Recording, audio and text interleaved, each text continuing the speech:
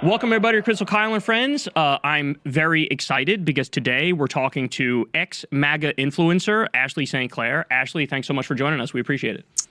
Thanks for having me, guys. It is our pleasure. So let's start with this. Tell everybody how you became a MAGA insider and how did you get political? Like, was this always the plan or was there original plan that fell through? Walk us through it.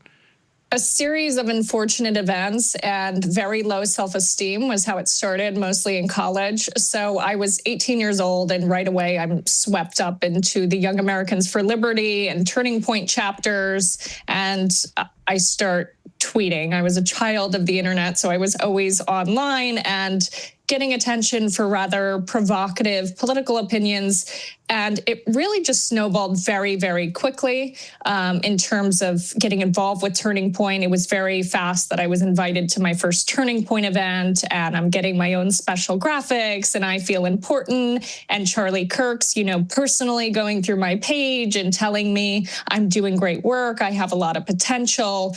And so it just snowballed. And then all of a sudden I'm meeting with the highest echelons of MAGA politics and becoming this talking head and being told, you don't need to be in college, you should drop out of school, just do MAGA influencing for a living. And so I did. And so then at that moment, once you do that, then you're not only socially dependent on this crowd, but then you're financially dependent. And it just snowballed. I want to know more about that machine, like how you were identified and what sort of opportunities were given to you quickly. Because I think there's a lot of projection from the right. Like they just assume the same thing must be happening on the left, but it's really not in the same way where, we don't have as much of a farming system to like identify, oh my God, here's this 17-year-old that's beautiful and could be useful to us. Let's get her in the program and get her sort of dependent, get her to drop out of college so that she can be an influencer on our side. So talk a little bit more about the first reach outs to you. What sort of things brought you to their attention? It was just the typical MAGA talking head, Turning Point, things that I was posting about taxes and anti-socialism. And I'm speaking about things that I have no idea about, right? I'm talking about how we should not be giving people health care, and I'm on my dad's health insurance. So it was coming from like a severe place of ignorance and, just cruelty too, because I think I was so insecure that there was something in me that was like rather mean girl, and I wanted to be, I don't know. It was like performative cruelty, and it was rewarded in the algorithms. It was rewarded by the right wing. And Turning Point in particular had built one of the only influencer apparatuses. So they had people dedicated to their influencer program, their special guest programs. So they would just kind of like spray and pray and invite as many of these influencers as possible. And the influencers felt important because they're having their travel accommodated, and then they're given a special guest graphic. Maybe they're even speaking on a panel. And so at 18, 19 years old, that feels really cool. You're like, I'm basically a celebrity. I've made it. So that's how they really bring them in. In terms of my personal experience, I was dating a MAGA influencer when I was 20 years old. He met me at my first Turning Point conference, the Young Women's Leadership Conference, mind you. And this man is like 10 years my senior. He's in his mid-30s. And within a month, he's having me move to Tampa with him, move out of my college town, tells me that I can do Instagram for a living. He's telling me how to do MAGA content, never cross the base. He's telling me what to write on the signs that I'm holding up outside of the Aurora ICE detention centers. Wow. And so it was really formative for me because I suffered from a diagnosable case of pick-me-ism, especially in relationships that I'm like, oh, okay. And that was formative for me, being with a man so much older than me and being told never cross the base. Here's how you operate within MAGA. And then at that point, you're kind of stuck. Do you think that sort of, it's a sort of form of grooming. Do you feel like that is relatively common? I mean, you mentioned that he met you at this Young Women's Leadership Conference. You feel like that dynamic is relatively common? Yes, especially now. And it's getting more commonplace because the Young Women's Leadership Conference has really transformed into this family values. The only purpose of women is to have children and all of this. And there's not really any forethought to say, oh, wait, they don't actually believe that this is the purpose of women unless they're attached to a man, because they hate single moms. They hate everything that has to do with women when they're not attached to a man in a marriage or some other situation like that. So yes, it's very prominent, and it's only getting worse. I mean, Caroline Leavitt is closer in age to her newborn baby than her husband. So this is really prolific throughout MAGA. Yeah, I mean, I agree with Krystal. You use the word grooming. It sounds very culty to me. And when I compare that with how I came up in like the left-wing independent media space, I just turned on a camera and started talking and didn't shut the fuck up, you know? And like eventually I became part of the Young Turks, and, you know, like there was like some sort of a loose system there, but it's nowhere near as organized and detailed and like efficient. I would say I would use the word intentional and efficient, and efficient not even in a positive sense, because I think the things they're pushing are horrible, obviously. But let me ask you this: which MAGA characters did you know? Because I know you were like deep embedded in that system. And which companies did you work at? I knew most of them, but I got my start very young. I was working on campaigns, and then I was involved with Turning Point. I was doing this MAGA influencing, making my income through ad sales and affiliate programs and influencer messaging and pushing out messaging about what have you, January 6th, even they had paid campaigns for. And then I got involved with a company owned by Benny Johnson. He founded it called Arsenal Media Group, which was the biggest shit show I've ever had the displeasure of being a part of. And there you see exactly how they pay for these influence campaigns, because then part of my job, I'm made to push out these campaigns. I'm made to build these campaigns for people running for office on the MAGA Republican side. And so that's where I was until 2022. And then I went to Seth Dillon. I worked at technically his parent company and ran the operations for the Babylon Bee and other entities that he owned at the time, such as Libs of TikTok. You mentioned Benny Johnson there and how it was a mess working for him and his company. Can you get into that a little bit? What did you have to deal with on a day-to-day basis? Why was it a mess? Well, first of all, it was, from my understanding, from what they articulated to me, that this was started in the room with officials from Turning Point so that they could do things that the 501c3 could not in Turning Point. Because for people who don't know, Turning Point itself is a 501c3. So they didn't have really a venue to run some of these clients that they wanted to make money off of through. And so then Arsenal Media Group was started to run certain candidates like Madison Cawthorn that were also working with the 501c4 Turning Point Action, Turning Point PAC through that. And Benny used it to really build his presence, and he was just an absolute psychopath to work with. He was incredibly verbally abusive.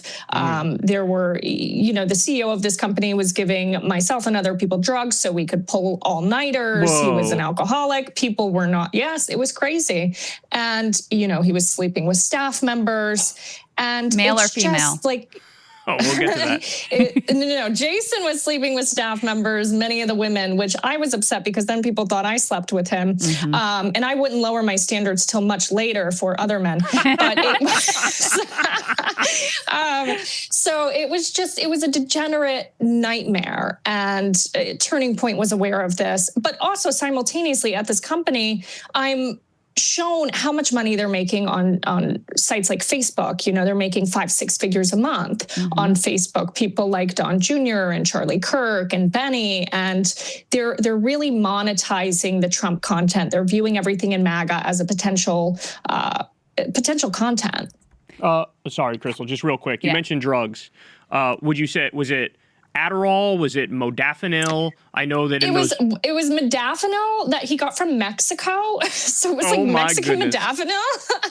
And I'm like, at this point, I'm like 22, I think. And I'm just like, we're in this shoot in Las Vegas and he's giving me modafinil and driving me around like blackout drunk on one of those motorized scooters. Because at this point, it's like peak COVID. So they're just renting these out at the Las Vegas casinos for like $40. Oh my God. And it was just like a shit show. And meanwhile, they have this, front facing, they're doing the campaigns for Carrie Lake. Like, we're all good professionals. And I'm being driven around like blackout drunk with like full of modafinil in Vegas on like a motorized scooter for people who suffer from obesity. And for people who don't know, modafinil is it's sort of like the new legal version of speed in a way that sort of Adderall was treatment for ADHD, but also people would abuse it as an upper like I did in college, like very common stuff we're talking about here. But one more thing on Benny Johnson before you jump in, Krystal. There's a famous incident where he complained about getting an ad for the world's largest gay cruise on the Military Times. And of course, that was a targeted ad and he wasn't aware of that. And everybody in the comments let him know, like, hey, dude, you're sort of telling on yourself here. He's been accused of hooking up with a man, I believe it was at a holiday party back in the day when he worked for BuzzFeed, if I remember the facts correctly on that. And then, of course, there were allegations from Milo that he's a closet case. Tell us everything you know. Well, all I know is the conjecture, and I'm actually working with Luke Beasley on something regarding Benny. But Benny, I think people should pay more attention to the log cabin Republican to Benny Johnson Company pipeline, because the chances of literally everyone working for you being gay in the Republican space is like slim to none, unless you were like seeking out gay employees. So interesting. Well, and that speaks to that speaks to a level of hypocrisy, because of course what's being sold is, these traditional family values, and the whole trad wife thing is really huge and on the rise on the right now. And meanwhile, you're like, drugged up, blackout drunk, riding around Vegas with the potential like total closet case. How much do these people actually believe the things that they say? And how much is it just like, this is our business, this is how we make money? I think it's both. Many times the question is like framed as black and white, but I think it's very like circular that, they believe some of it and then they double down because they're making money on it or because it's advantageous to them in some regard. And so then it just feeds on itself like a really, really harmful feedback loop. And so at least for me, what started as, a genuine belief in free speech and constitutional values, and then these other conservatisms and these MAGA become logical offshoots of what you already believe, and you're convinced that this is, of course, in line with the values that you already had held. But I think they definitely there's a lot of confirmation bias in everything that they consume too, because these people aren't reading Wall Street Journal. They're not reading books. It was really disheartening to find out that like most of the MAGA people, when you ask them about the books on their shelves behind them, they can't tell you about them. Like they don't read, except, Twitter and Truth Social. So they're just very stupid. Let me ask you this. What happens behind the scenes when someone in conservative media criticizes Trump even mildly? You are very quickly ostracized. And this had happened to me slightly. I don't know if you guys remember, like back in 2023, there was kind of warring factions within MAGA. There was like the MAGA people and the Ron DeSantis people. And because I wasn't going hardcore Trump, I was accused of being pro Ron DeSantis. And then the Ron DeSantis people were accusing me of being pro Trump. I'm like, one of you needs to pay me because I'm getting accused by both sides at this point. But they do. There is, Matt Walsh had just put out a tweet, I think it was yesterday, in which he's saying there's no creativity among MAGA and the right wing. And besides the fact that they're too stupid to be creative, another aspect that's important for creativity is you have to lose the fear of being wrong. And that doesn't exist within MAGA, because if you step out of line, you step out of the given talking points, you are going to be ostracized in a sense. You're not going to be given the opportunities by the administration, by certain companies. And so there's they all sound the same because they're not allowed to act otherwise. And so is it just sort of like you're just kind of iced out? Like you just stop getting the opportunities that you were getting previously. Yes. And what about now? Because you have these warring factions right now where you've got, the Tucker Carlsons, the Marjorie Taylor Greene, Candace, Nick Fuentes. I mean, a lot of this has to do with Israel. And then you've got the Mark Levin, Ben Shapiro. Yes, the Ben Shapiro side of this. And there's also a sense like Trump is an old man. He's extremely unpopular. There's a lot of jockeying about what this thing is going to be next. So are you surprised by some of the personalities that are going at each other right now?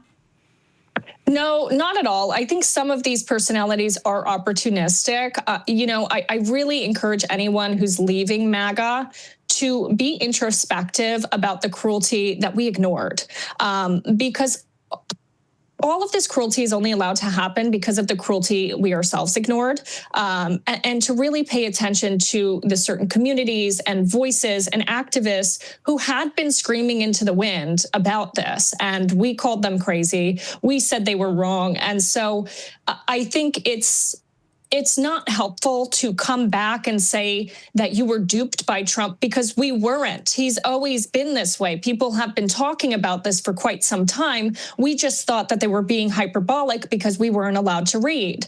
And so I really think it's important to understand that nobody was duped. It was always this way. Yeah, I think it's important what you're saying, though. So when you're evaluating whether or not these people who now are expressing concerns about Trump or saying they were duped by Trump, et cetera, when you're evaluating their credibility, you're looking at whether there is sort of like reflection, introspection about, wow, what did I participate in? What was my role here? And some sort of a, reckoning with that part of it, and not just like, oh my God, Trump got tricked by Netanyahu. Now he's totally different. Or, oh my God, he said something different on the campaign trail and I was completely confused by that, even though I could look at his record in office and, see how this was going to go. Yes. And also stop keeping their secrets. I'm not going to take any of these people seriously because I know how much information people like Tucker Carlson have.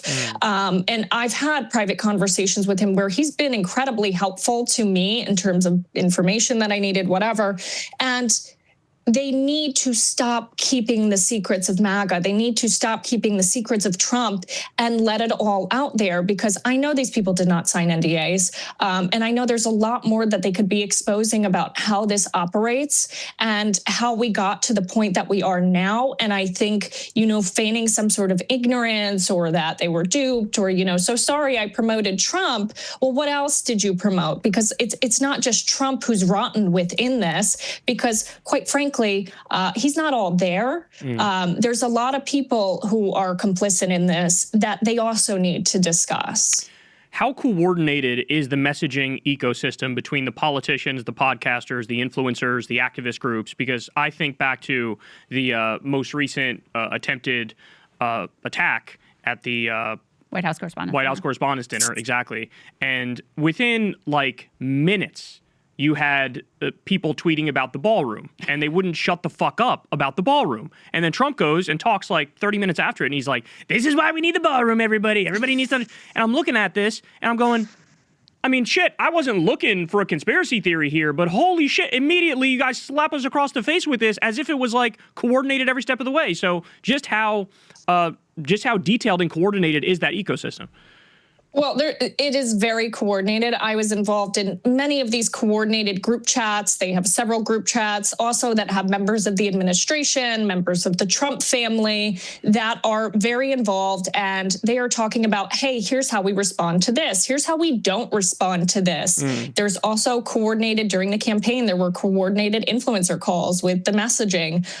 There are paid campaigns for messaging that go out. And because of our current laws and regulations, they do not have to disclose this if it's not directly from a campaign and if it's not a good or a service, or a product. So there are these dark money organizations and these nonprofits that will push out this messaging through these influencer platforms. And their audience is never told that this is paid. They will also push out news links. Like many of the links for sites like Conservative Brief or other things, they're paid per click. Even the news that they're giving you, they're paid to put out there. So it's very coordinated. But in regards to the ballroom, there's one of two options. Either it was coordinated in one of these group chats, or they are all such cerebral speed bumps that they saw what happened and just said, this is why Trump needs the ballroom. So it's either coordinated or they are where reasoning goes to die. Yeah, hive mind. Yeah. Who are the biggest sellouts where you just like, you see their post and you're like, I know they're getting paid for that, and they will literally say anything for a paycheck? I think there's most of them are that way. It's also very prolific with the micro influencers, like that girl Emily Saves America. I don't know that she puts anything out there that's not paid in some capacity, but obviously like the larger influencers do this as well. But they're all getting their biscuits buttered in one way or another. They also do these paid retweets. Even the people they retweet, they can be paid to retweet. And it goes from the top to the bottom. They're all doing this. Again, this group chat that I was in had members of the administration for this coordinated messaging. Some of these influencer platforms have the largest MAGA influencers on them that are sent these campaigns. Who are the major MAGA figures that privately dislike each other but publicly act like they're aligned? I think most of them, like they all talk shit on each other. They all talk shit on each other. They all get drunk and share each other's secrets. Everyone's got beef with someone. It's all like very, very chaotic. And they're all sleeping with each other. Well, can you give us some tea on that? Can you give us some high profile tea? High profile tea. Well, there's also just like so much. The Mar-a-Lago crowd is like particularly degenerate with this. You know, at one point there was an individual who's now at the State Department and newly married to someone in the administration who was going around, and these are her words, not mine, saying that Alina Habba was sleeping with one or two of the Trumps. Oh my God. So these people just this is what their time is consumed with while they're pretending to save the country and save Western civilization, when in reality, all of their time is consumed with like the gossiping and the affairs and the social signaling, the class signaling that they're involved in. I saw you say that the women who go to Mar-a-Lago are oftentimes like fishing for a man, right? Like they'll go there with their fake Gucci or their fake Prada and they get their Botox done or whatever. Then they go to Mar-a-Lago on the weekend and it's like they're looking for some douchebag who's got, 12 million in the bank who's inside the club, right? Yeah, it's like a hunting ground. They use it like for more access to power. And I witnessed this happen with, again, a woman who's now newly married to someone in the administration. She was married and going to Mar-a-Lago. She was married to a great guy, and I'm the last person to defend a man just because they're a man. But he was really a great guy, and he's a great dad. And, then she finds her next target, next victim, and is swept off at Mar-a-Lago. And it's all very disheartening. Talk a little bit more about women in the space. I mean, you've noted before that like your own like makeup and personal appearance has shifted as your politics have evolved. And this is I've actually been very fascinated by the like Mar-a-Lago face phenomenon, because especially, and I'm a woman of a certain age, but especially as you start to age, there's like, they start to just look crazy. Like it doesn't look good. It looks crazy, but they all sort of replicate this same appearance.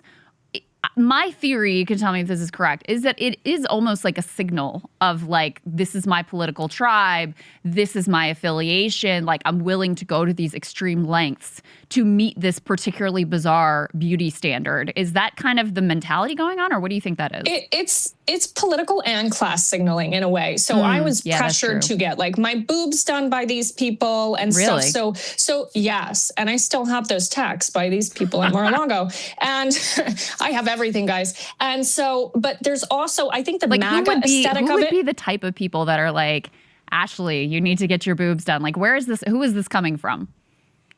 people at the State Department right now. No. Oh, no. I don't think you guys understand the rot and how these people are at the State Department. And oh my God. So there's the class signaling that goes on with the plastic surgery. And I think that you will see that throughout different political classes. Yeah. And then the political signaling is what happens when they're like, you need to go see Laura Trump's spray tan girl. Mm. You need to go shop. You need the Zimmerman dress. You need this. You need the Palm Beach aesthetic. And so you need the bags. They had a China lady in which this is what they called her, the China lady, who would get them the fake bags so that they can continue this class signaling and keeping up with the Joneses. Wow, that is fascinating. Word. So not to pivot off this because this is juicy as hell. Have you ever seen people privately admit that they knew that a viral story they were pushing was misleading, but they pushed it anyway because they knew it worked politically? Yes. And there would be times where they would be very apprehensive to admit that it was wrong. There was one situation with Haya Rashik with Libs of TikTok in which I believe she was pushing out that a certain shooter was trans. And this was not the case. And I still have the text where I'm like, hey, Haya, maybe you should stop with the trans panic. This should be deleted right now. And there was really a back and forth rather than, oh, of course, I'll delete it right away. She was more justifying it and saying, well, let's see. And in my head, I'm like, this is not something you wait and see about if you're misidentifying a shooter. So that was very, very prolific.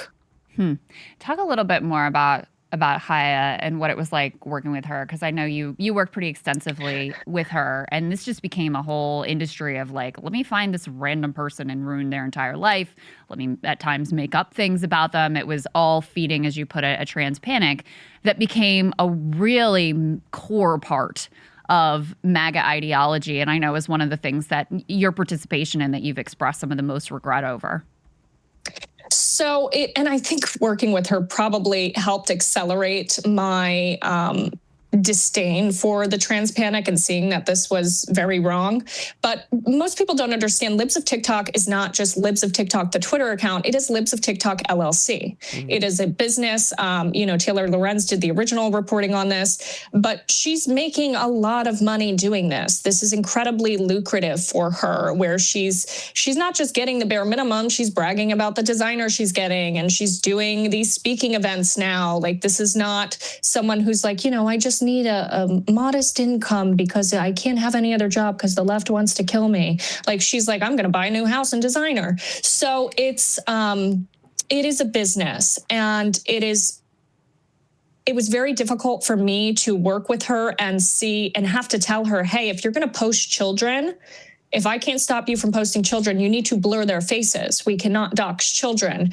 And getting calls, it was also just insane because I'm getting calls at like 9, 10 p.m. She's like, there's dildos in the kindergarten. Oh, and I'm like, hi, like, I'm trying to put my son to bed right now. Yes. Can this wait? And I would try to set these boundaries. I'm like, hi, like, you can't call me past a certain hour. And she's like, please, Ashley, there's dildo ring toss happening. And so it was just very insane. And I've spoken about it before. Like, I also felt like a level of, I felt bad for her in a way because she was just so stupid. Like, there was just not a whole lot there was an IQ issue there. Yeah. I remember that interview that Taylor did with her. And it was like, whoa. And what does it say about? What does it say about the fact that she was like so popular for so long with the entire base? And like you guys are pointing out, she's clearly not that bright. It's almost like you have to hit that certain wavelength of frequency to tap in to that MAGA hive mind. But here's where I would say the left goes wrong in a sense, because she was the ire of most of the disdain. And from my experience working with her, the ire should have been on the representatives, the elected officials who were pushing her. They should have gotten the ire that she got because, again, she's just like kind of stupid. But there were very important individuals and elected members of Congress and Senate and governors that were pushing her that should have been the subject of that ire, because I think there would have been some social conditioning that they would have stepped back a bit on that support if she wasn't the one taking the brunt of all of the hate and harassment. There are a few trans right-wingers. I can only think of Caitlyn Jenner right now, but I'm sure there are some other ones. Blair White. Blair White's another one. But there are certainly like a good number of both open and closeted gay MAGA types, influencers, like, et cetera. I mean, is there like, it just seems like you'd have to be self-hating to subscribe to this ideology that's so openly hateful because, you know, it started with, okay, we got to protect the kids from trans, but very quickly it became ban trans just like we just hate trans people, period, end of story. You're not allowed to live your life. And that was very clearly feeding into like, and now we need to roll back all of this, you know, gay grooming degeneracy with like the Don't Say Gay bill in Florida and that sort of thing. Like it was very obvious what was being done there to try to roll back some of the rights that have been achieved for gay people in America.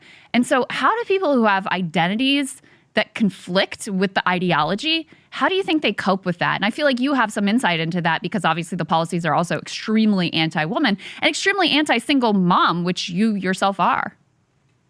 It is extremely self-hating. I think you hit the nail on the head with that because when I was involved in this, I had incredible issues with my self-esteem. I think you cannot be involved in this if you're not willing, if you don't have insecurity issues, if you do not have, ironically, a warped sense of identity, that you are looking for purpose within MAGA, that you need to blame anyone else but yourselves and the elites and the upper class, because they teach you to look at the people below you, the class below you, so that you never criticize the class above you. And we only saw that briefly, like with the Epstein stuff. They criticized the Epstein class, but now that the dear leader has said that's off limits, they've dropped it.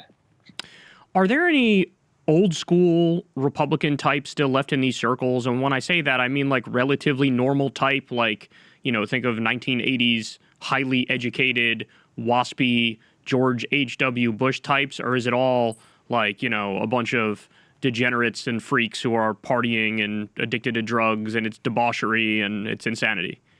Not that have any influence, right? So most of the people who maintain some level of decorum or education were deemed never Trumpers. And they were kind of pushed out. So they don't have really any influence within MAGA. MAGA has taken over the Republican Party. And that's why I always refer to it as MAGA, because I do think the Republican George Bush, I think it's dead. I think the old Republican Party is dead. It is solely MAGA. And we're seeing this when we have these judges who are supposed to be appointed, and they will not state clearly that Trump cannot have a third term. Right.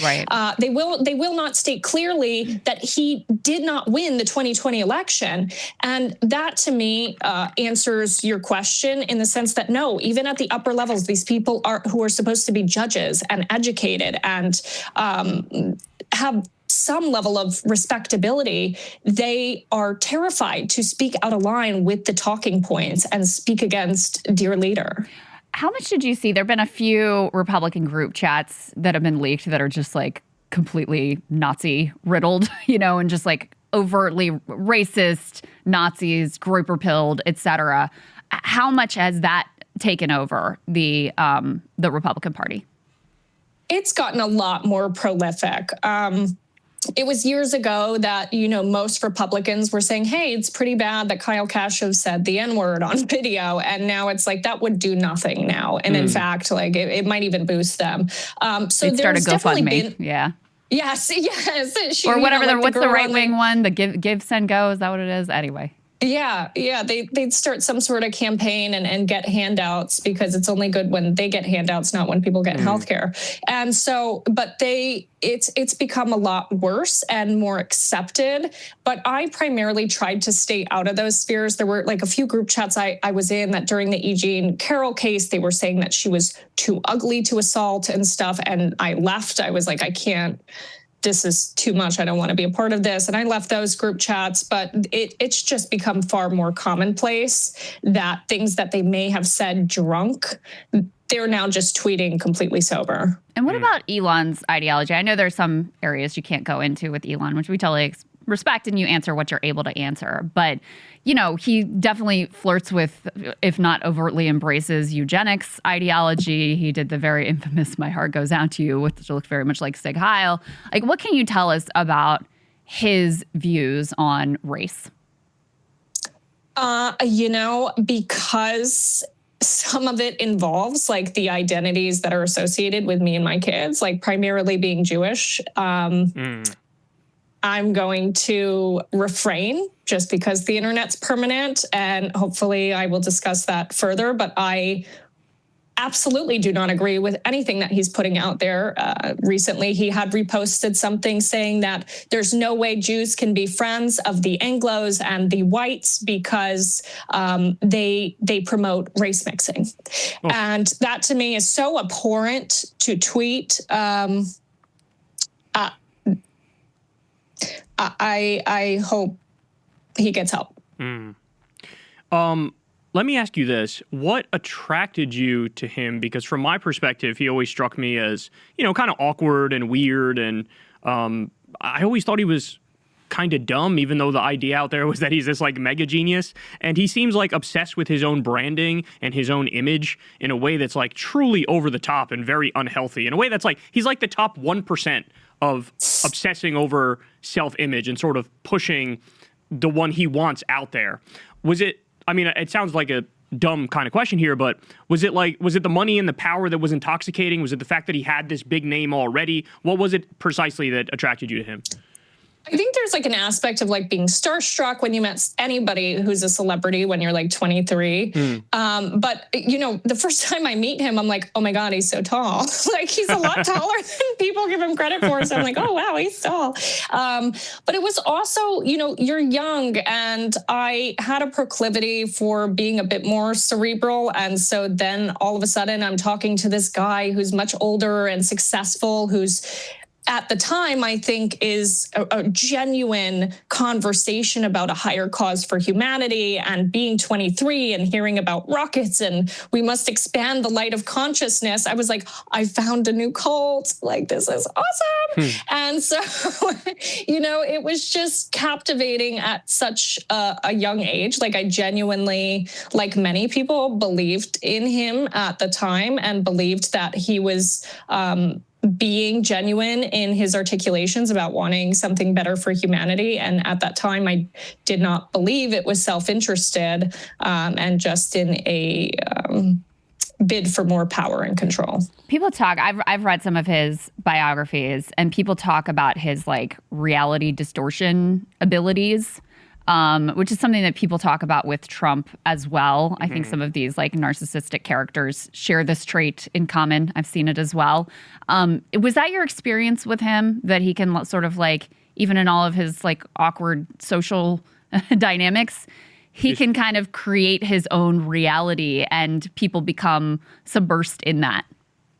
Yeah, I mean, you don't get $1 trillion without being exceptional at manipulation and accumulation. And so he does have a fantastic ability to make people believe in it. And I would call it the Elon effect, because I saw it before most of MAGA did, because I began a relationship with him before he was enmeshed in the Trump circle. And then I would see it happen. Like all of a sudden, Don Jr. is with Elon, and the next day he's like, we got to go to space. And he does have this way of, especially in private conversations, making you believe that, wow, yes, there's so much more than what we're focusing on right now. And we have to expand the light of consciousness. So yeah, he's very good at that. So Elon Musk's Grok AI was basically allowing people to make naked pictures of you as a child. And now there's litigation over that. What can you tell us about that? Yeah, so Grok was undressing me, putting me in very provocative sexual positions, covering me in white sticky fluids, and including photos of me as a child. And so I was the wrong person to do that to. And so I sued. I also saw images that were not just of myself. I saw a little girl who looked about 4 years old. I have no idea whose child this was. And I watched users respond to this image of this 4-year-old looking girl fully clothed and say, put her in a bluey microprint bikini. And Grok obliged, and they didn't stop. They said, now cover her in white sticky donut glaze or white sticky glue. And they obliged. So I saw, I don't know whose child, undressed, covered in fluids. And, so then we sued in New York. We're suing XAI right now, primarily on a product liability premise, because they shouldn't have released this product onto the public. They had the ability to put up safeguards and stop this behavior from happening. But in my opinion, at that time, nobody wanted to play with Grok. This happened amidst a multi-billion-dollar funding round for Grok and XAI. And so all of a sudden, their usage numbers skyrocket. They skyrocket during this scandal, and they're able to have this successful funding round, what have you. And they did not like that I've sued them. So now they're countersuing me in the Northern District of Texas for a terms of service violation. They are claiming that because I've sued them in New York, I have violated the terms of service, and I am the only private individual to be sued for a terms of service violation that wasn't data scraping or anything like that. Can you talk a little bit more about that, though? Because I think that's really important, because the terms of service basically say, oh, any litigation has to go through this one hand-picked court that appears to be corrupted. Just give us some of the details there. Yes. So they are claiming that in the XAI and X terms of service, that any user who uses this is bound to one rinky-dink court in the Northern District of Texas, where the only judge owns Tesla stocks. So they're trying to make this court. And by the way, because I'm pro se in the Texas matter, I'm calling the clerk's office for information, and they're like, well, send it to this division because our other office got closed down for lack of resources and funding. So they are trying to make this rinky-dink court in Texas the global clearinghouse for a multi-billion-dollar company that has impacted and victimized millions of women and children, and have any claims, both in the United States and internationally, go through this venue. And it is absurd. Let me ask you this. So before the show, I wanted to make sure this was correct before I asked you the question. And I looked it up, and it looks like Elon has actually admitted to prescription ketamine use. Did you see him ever use it? I'm not at liberty to discuss that. But anybody who is suffering with substance abuse, I hope they get help and see a professional. How much did Elon mean in the MAGA world? I know you said earlier, the time he replied to you, you were getting text messages like, oh my God, congratulations, which is just wild to me. But what was their level? Was it just like his money, his influence? What was so exciting about Elon's addition to the MAGA coalition?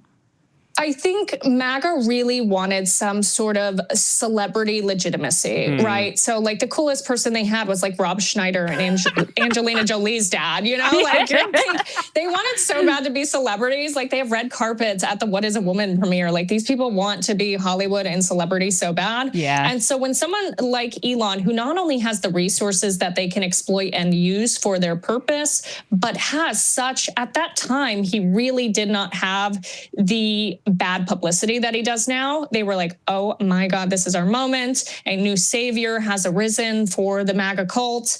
And, he was kind of appointed this leader of free speech in the MAGA cause. Were you surprised over the falling out between him and Trump? And I know fences have been mended somewhat. No. It was inevitable. That was going to happen at some point with those two giant personalities. All right, let me ask you this. And blame my audience for this one. I have to ask this one. Oh, no. Yeah, it's all right. If you can't answer it, you can't answer it. That's fine. There's no problem. We fully understand it. But Azealia Banks claimed that Grimes told her that Elon's kids were mostly born from IVF because he has a deformed penis from a botched enlargement surgery. Can you confirm or deny that? I'm not at liberty to speak about that. Oh, awesome. I love it. Not trying to ruin your custody suit here, Ashley. No, I know. There's going to be 8 Harvard attorneys who are like, she has spoken about the penis. But you didn't. You didn't. You just didn't. What can we say? You just didn't. How do you manage? I mean, I would be so intimidated going up against multi-billion-dollar company and obviously, Elon being the richest person on the planet in your personal. I mean, how do you handle that just emotionally for yourself? And is it intimidating to you? How do you keep it in perspective? Mostly SSRIs and therapy, but also, a really good support network. I'm really thankful to have so much love and support in my life. And I think it's been very helpful for me to ground myself. First of all, take a large break from the internet and say, who is Ashley? What do I believe? And get back to things that I enjoyed, take time with my kids, and refocus myself on what actually matters. But also being back in school has been really helpful for me because I have been going back to school at the university I dropped out of because they're letting me finish online. And so to be back in the presence and in conversation with the professors who knew me at 18 and knew the way I thought then, and before I went off the rails and did all of this awful stuff and got engaged in this harmful rhetoric and ideology, that has been really healing for me in a way that I did not expect. And you're studying to be a lawyer? That's the goal, isn't it? Yep, that's the goal. Do you have a fund for your legal challenges with Elon and XAI that people can donate to? You don't? No, because, it's difficult because with the harm that I've been a part of and the rhetoric I've contributed to, like, I don't want to come and say, now help me. I'll be okay. I will be all right. In the Texas matter, I'm going pro se, so we'll see how that goes.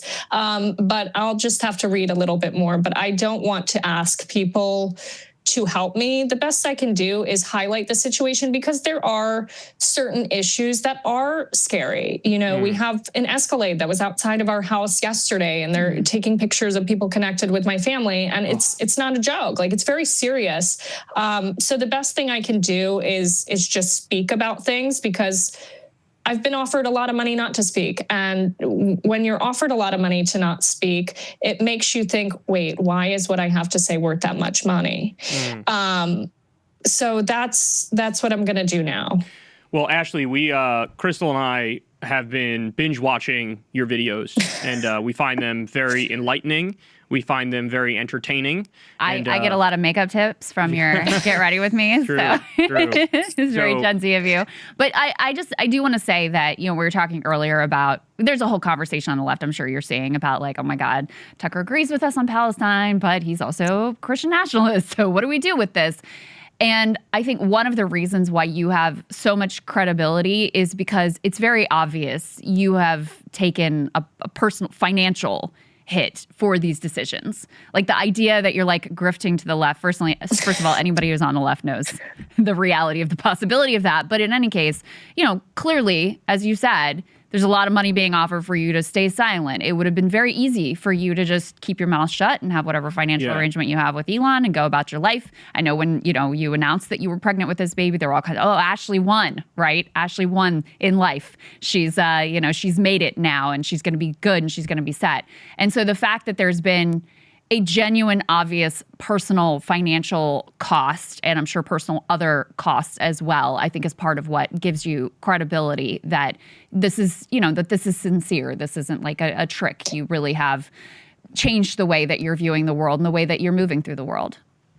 Thank you. And it's, you realize that doing the right thing is really painful sometimes. And that's why more people don't do it, because I think I spoke about this with Matt Bernstein, but we have this idea of like, you just do the right thing and then you get the girl and the superhero wins. But that's not the case. To do the right thing, you have to make immense sacrifice and take on some level of pain. So I don't have an issue with that. And I'm also trying to be more responsible when opportunities come my way.